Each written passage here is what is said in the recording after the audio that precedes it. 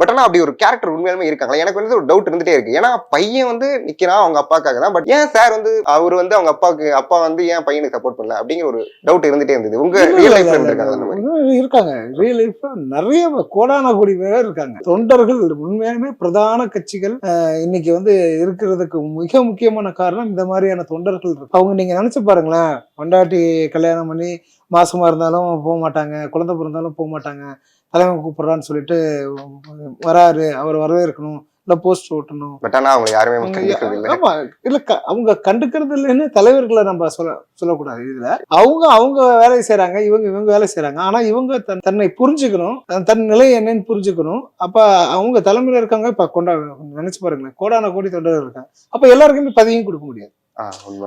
ஆனா அந்த பதவியை வந்து நீங்க வந்து யாருக்கு கொடுக்குறீங்க? தொடர்ந்து ஒரே ஆட்களுக்கும் அவங்களோட வாரிசுகளுக்கும் கொடுக்கறது தான் எனக்கு